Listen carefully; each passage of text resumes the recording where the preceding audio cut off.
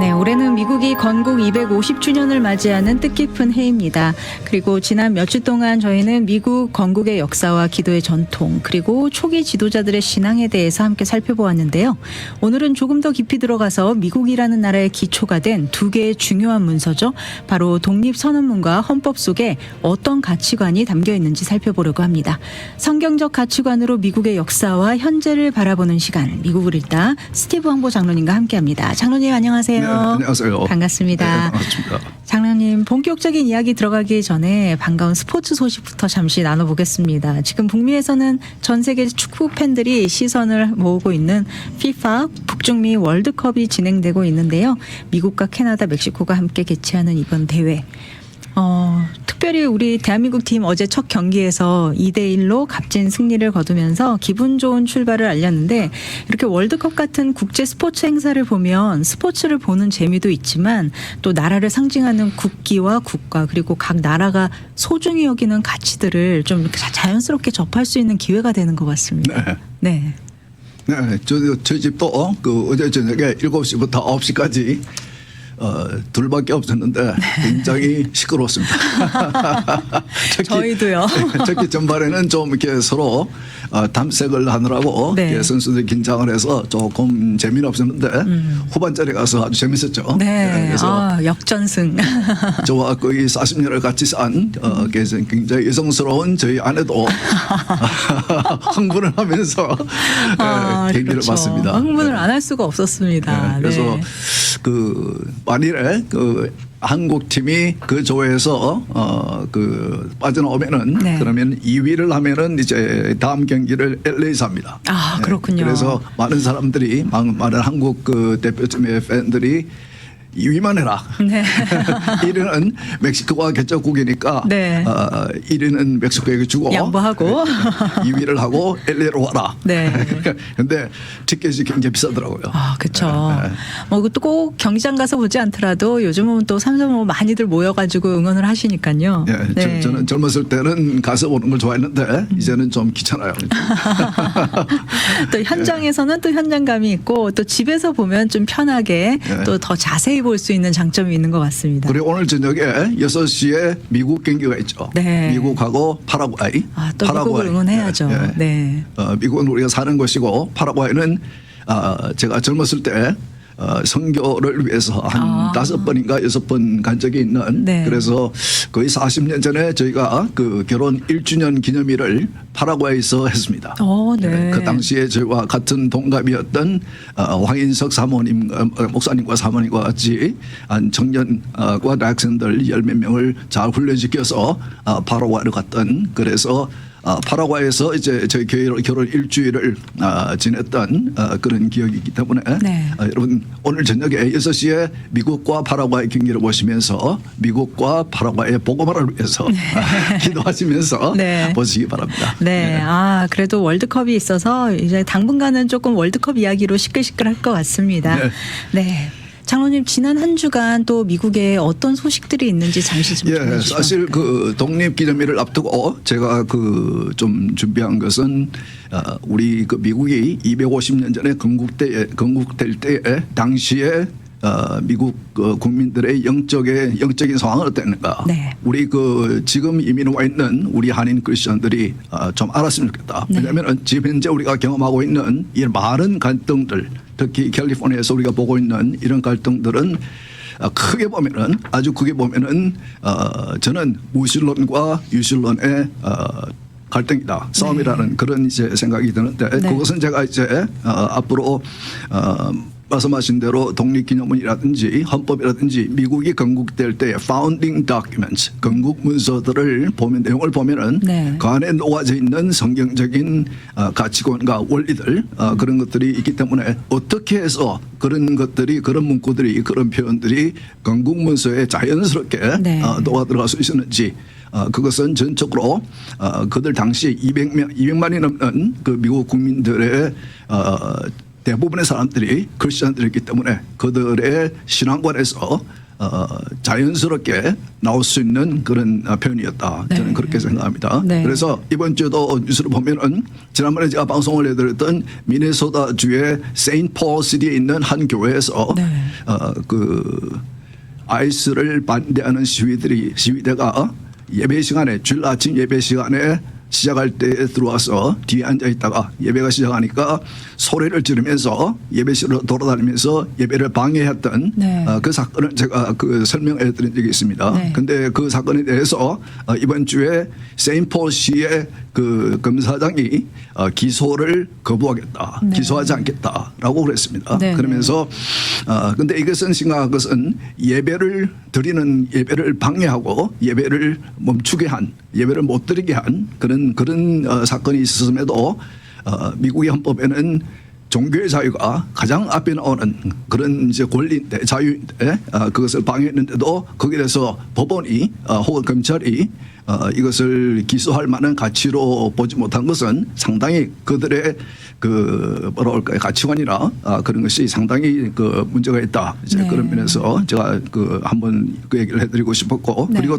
또 이번 주에 연방 하원에서 공청회가 있었는데 이것은 이제 그 남부에 있는 그 빈민들의 인권을 위한 그런 비영리 단체가 있는데 이 단체가 지금은 그 성격을 바꾸어서 지난 4년 바이든 정부 때에 이 기독교적인 가치관을 가지고 있는 단체들 예를 들어서 그 터닝 포인트 US라든지 Moms for Liberty 뭐 혹은 Focus on Family 네. 뭐 이런 그 기독교적인 가치관을 가지고 있는 그런 단체들을 hate group 혹은 extremist group 이런 리스트를 만들어 가지고 그들을 이렇게 핍박하는 것에 대해서 연방 그 하원이 이게 공청회를 열었습니다. 네. 근데 질문을 하니까 왜 이런 단체들에 대해서 hate group이라고 이렇게 리스트에 올려놨냐 그랬더니 그 사람들이 그 말하는 것이 표현하는 것이 이렇게 누구를 차별하는 네. 적대시하는 그런 표현을 사용했기 때문이다. 그 말은 이제 그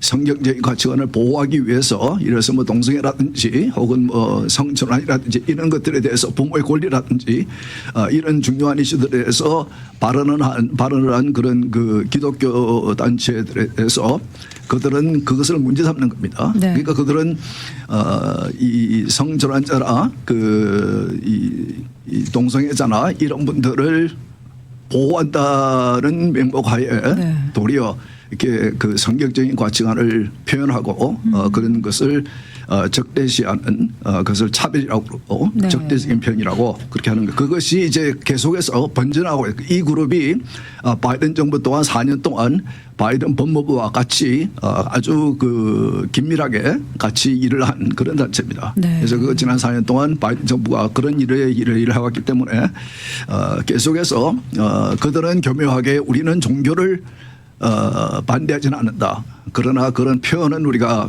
받아들일 수 없다. 네. 그러면서 교묘하게 기독교를 핍박하는 이제 그런 모습이 있다는 것을 우리가 알았으면 좋겠습니다. 네.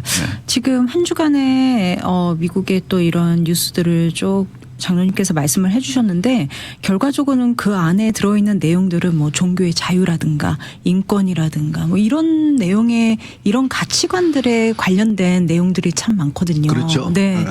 그렇다면 결과적으로는 우리가 이 미국이란 나라가 어떤 가치관 위에서 세워졌기에 이런 상황들이 문제가 되는 건지 오늘 이 시간 우리 장로님께서 독립선언문과 헌법에 녹아 있는 이런 가치관들에 대해서 좀 한번 소개를 해주시면 좋겠습니다. 예, 겉에 있는 이슈의 그 표면을 볼 때는 네. 그것을 우리가 모르지만은 그런 이슈들을 깊이 보면은 그게 그 왜 이러한 일들이 일어나는지 네. 우리가 알 수 있기 때문에 그것을 우리가 이해하기 위해서는 미국의 시작을 알아야 되겠다. 네. 미국을 시작을 알아야지 우리가 이 미국 사회가 지금 경험하고 있는 그 뿌리의 문제들, 네. 뿌리가 어디에 있는지를 우리가 이해할 수 있기 때문에 그런 네. 면에서 250주년 독립 그 기념을 앞두고 한번 그 사실은 미국 사람들도 혹은 정치하는 사람들도 독립선언문을 깊이 들여다보지 않고 네. 헌법을 깊이 들여다보지 않는 게 사실입니다. 네. 그래서 그 연방 정치하신 분들도 이야기를 들어보면은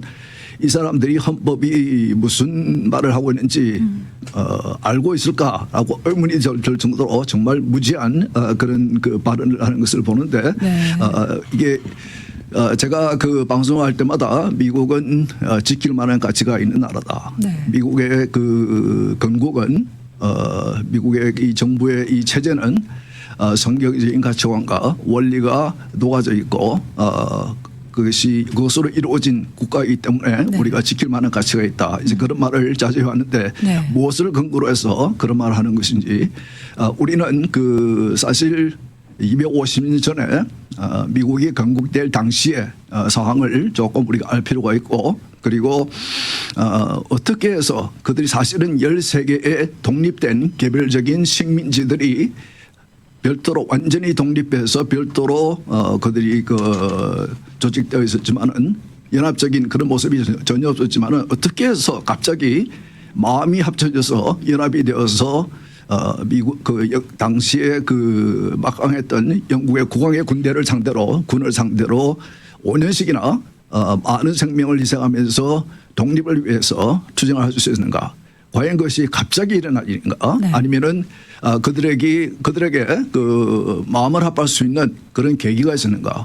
그것은 우리가 그 당시의 영적인 배경에서 그 답을 우리가 알 수 있습니다. 네. 그것을 알기 위해서는 당시 250년 전보다 250년 더 전에 1517년 전에 마틴 루터가 종교개혁을 일으킬 때에 가르치기 시작한 그리고 그것을 이어서 존 캘빈과 존 낙스와 이런 분들이 가르친 것이 그런 가르침을 받은 유로피언들이 미국으로 신대륙으로 이민을 와서 네. 미국에 와서도 그 훌륭한 영적인 지도자들을 통해서 그들이 하나의 그것이 그 공동 분모가 되고 공동점이 되어서 마음을 합치는 네.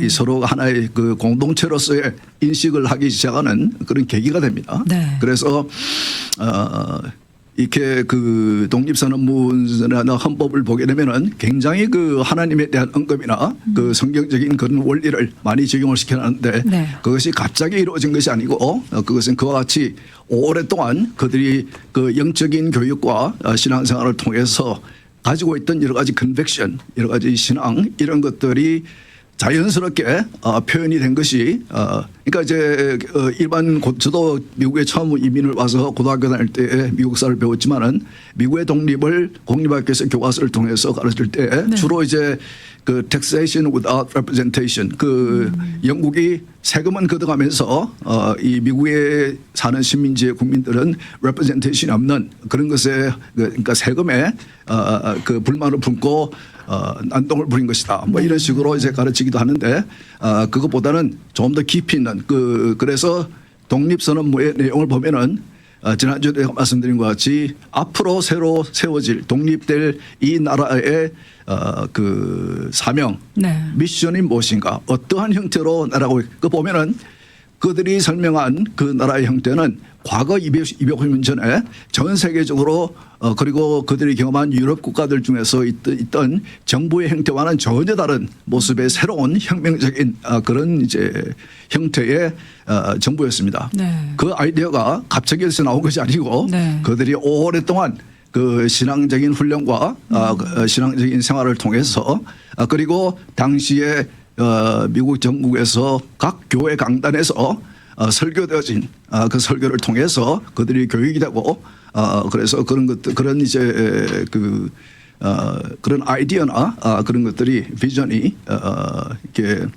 자연스럽게 독립선언을 통해서 헌법에 네. 또 이제 표현이 된 거죠. 네. 그래서 한국의 그 독립한 것이 80년쯤 전이고 한국도 과거에 그 이전에 독립을 선언한 독립선언문이 있죠. 네. 독립선언문이 있는데 한국에서 선언한 독립선언문과 미국의 독립선언문을 비교해 보면은 물론 독립을 선언한 양쪽 독립선언문에는 왜 독립을 해야 하는지 그 이유는 충분히 다 적혀 있습니다. 네. 한국의 독립선언문도 그렇고 미국의 독립선언문도 그렇고 왜 영국의 왕실이 이러이러한 잘못을 했는지 다 적혀 있고 그 한국의 독립선언문에도 일본의 잘못 왜 독립을 해야 하는지 이러한 이유들이 쭉 적혀 있는데 네. 한국 독립선언에는 없고 미국 독립선언에 있는 것은 새로운 국가의 형태에 대해서 어떠한 가치관을 바탕으로 어떠한 원리로 이 새로운 국가를 세울 것인지 새로운 국가에 대한 설계도 그리고 철학도 사상도 충분히 설명이 되어 있습니다. 네. 그것이 상당 부분이 성경적인 그런 영적인 그런 표현들이 있기 때문에 한번 우리가 짚고 넘어가는 것이 좋을 것 같습니다. 오늘은 시간이 많지 않기 때문에 앞으로 쭉 이제 우선은 우리가 그 어떠한 내용이 독립선언문과 헌법에 있는지를 간단하게 한번 훑어보고 그 다음에는 다시 돌아가서 왜 어떠한 이 영적인 배경이 당시에 있었기에 이러한 그 표현들이 가능했을까? 사실은 250년 전에 이러한 정부를 세울 수 있다는 것은 그 굉장히 위대한 실험이었습니다. 네. 어느 나라도 해보지 못한 그런 실험이었는데 그것이 성공해서 지금까지 미국의 패권 국가로서 지난주에 말씀드린 것 같이 영적으로도 전 세계에 선교에 나서고 한국으로도 선교사가 들어가고 한국을 통해서 또 전 세계에 선교가 되고 이러한 굉장히 큰 역할을 하는 중요한 역할을 하는 귀한 나라로 발전한 것은 그런 이유이기 때문에 한번 우선은 그 간단하게라도 제가 독립선언문에 나타나 있는 기독교 신앙의 영향에 대해서 제가 조금씩 간단하게 짚어보고 그리고 시간이 되면은 헌법에 대해서도 한번 제가 짚어보도록 하겠습니다. 그리고 다 못한 부분은 다음 주에 이어서 하면 될 것 같습니다. 네.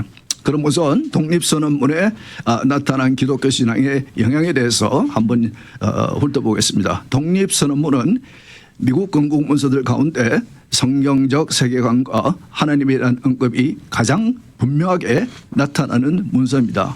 독립선언문을 보면 하나님께서 인간을 창조하셨고 인간에게 권리를 주셨으며 역사를 다스리시고 나라와 통치자를 심판하신다는 신앙적 세계관이 분명히 녹아져 있습니다.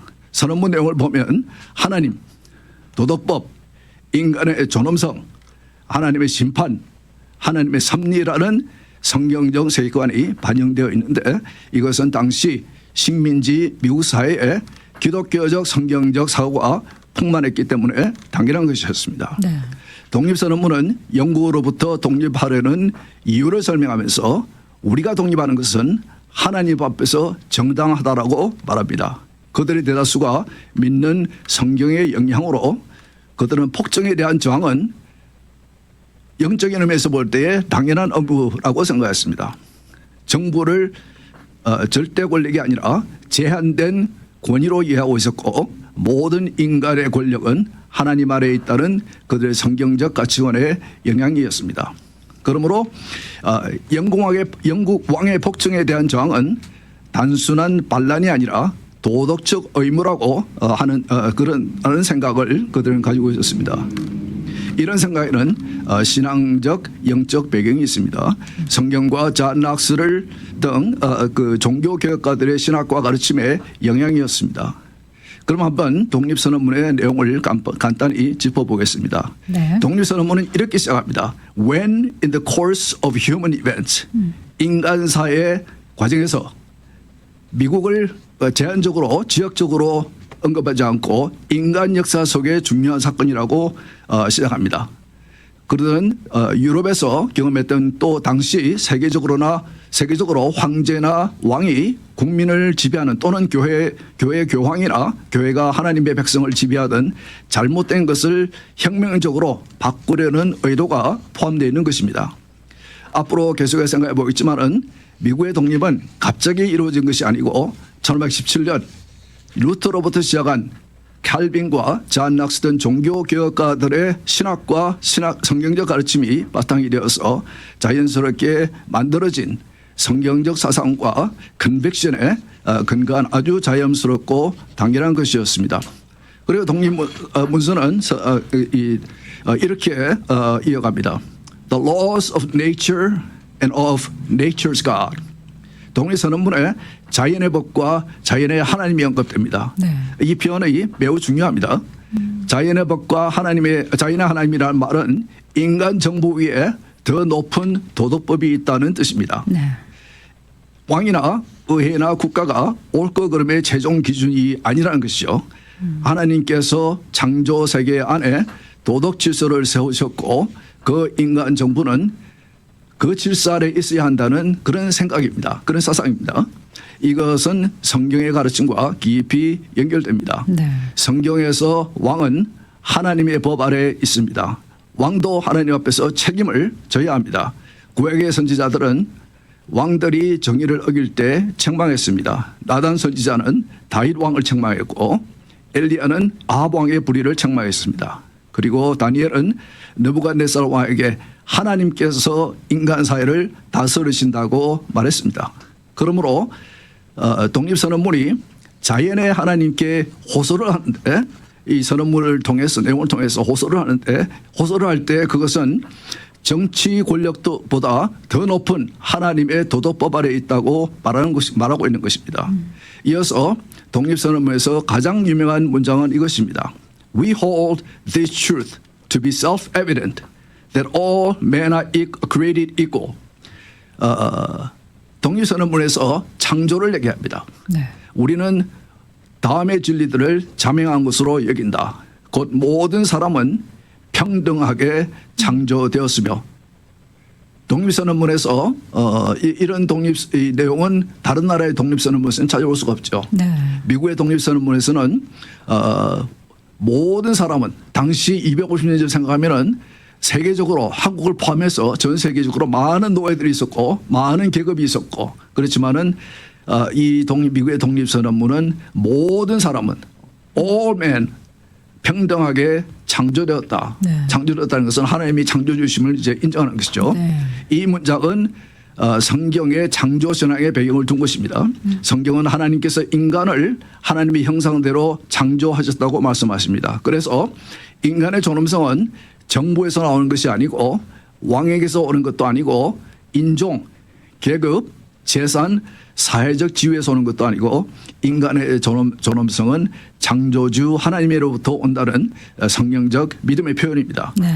그리고 이어서 독립은 계속해서 이렇게 얘기를 합니다. They are endowed by the Creator with certain unalienable rights. 이것을 번역하면은 그들은 창조주로부터 양도할 수 없는 일정한 권리들을 부여받았다.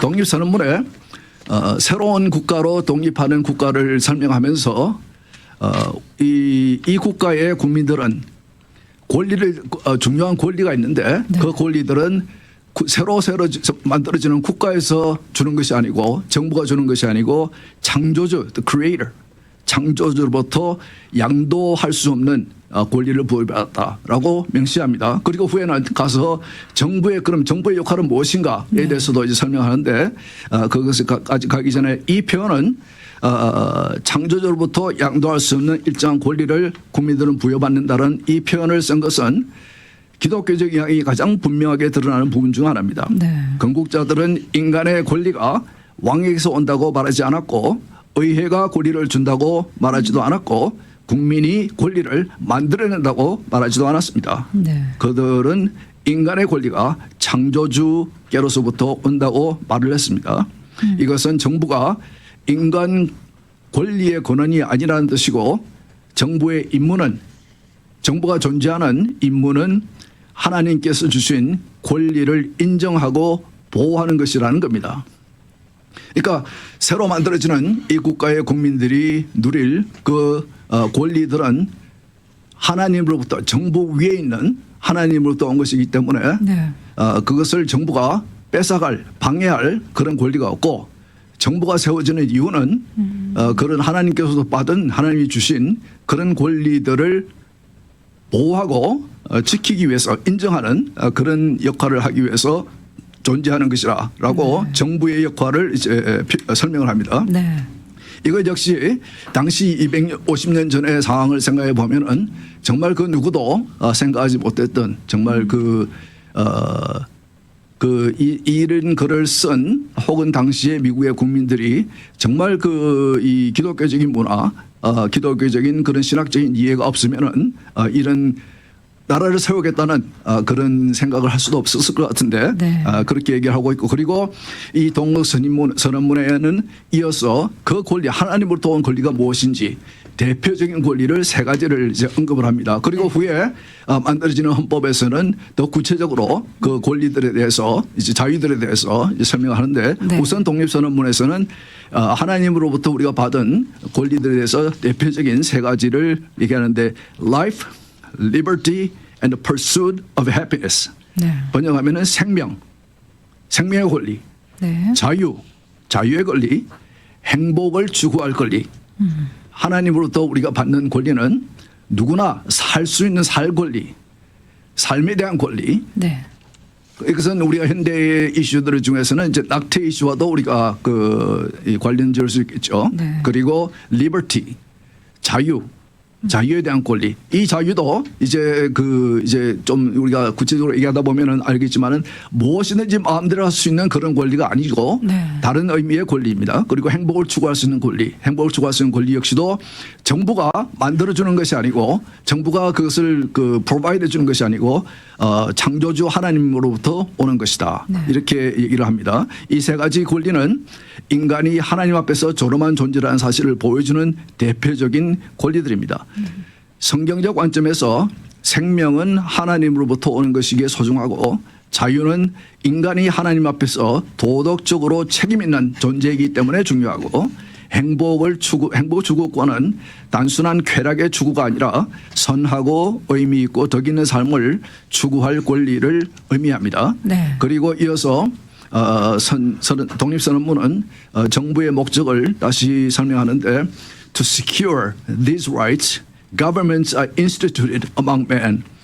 번역하면은 이 권리들을 보장하기 위하여 사람들 가운데 정부가 세워졌다. 네. 예, 독립선언문이 정부가 세워진 목적을 설명하면서 이러한 하나님으로부터 온 권리들을 보장하기 위하여 보호하기 위해서 사람들 가운데 정부가 세워졌다. 이것은 매우 중요한 말입니다. 정부는 하나님께서 주신 권리를 보호하기 위해 있는 존재이고 정부는 하나님 자리를 차지하기 위해 존재하는 것이 아니고 인간의 삶의 모든 영역을 지배하기 위해 존재하는 것도 아니고 지금 정부의 형태를 보면 어떤 정부들은 우리의 삶의 영역을 자꾸 지배하려고 듭니다. 네. 우리의 자유를 방해하려고 그러고 그러나 당시 미국이 건국될 때에 건국자들이 세우기로 한 그 나라는 정부는 인간의 삶의 모든 영역을 지배하기 위해 존재하는 것이 아니고 하나님께서 주신 권리들을 보호하는 도구로 혹은 정의의 종으로 존재해야 한다라고 정부의 임무를 설명하고 있습니다. 이것은 로마서 13장에 있는 가르침과 크게 연결이 됩니다. 네. 로마 13장은 정부가 악을 징벌하고 선을 보호하기 위해 세워졌다라고 말합니다. 그리고 성경은 동시에 통치자들도 영적으로 타락한 인간들이기 때문에 부패할 수도 있다는 사실을 보여주고 있습니다. 네. 통치자가 불의를 행할 때는 하나님 앞에서 통치자도 책임을 져야 한다. 정부도 책임을 져야 한다. 잘못했을 때는 정부 위에 통치자 위에 하나님이 계시기 때문에 당시의 250년 전의 상황은 시간이 다 됐네요. 네. 다음 시간에 저희 이어서 오늘 방송에 이어서 계속해서 이야기 나눠보도록 하겠습니다. 예, 수고하셨습니다. 네, 장로님 감사합니다. 네.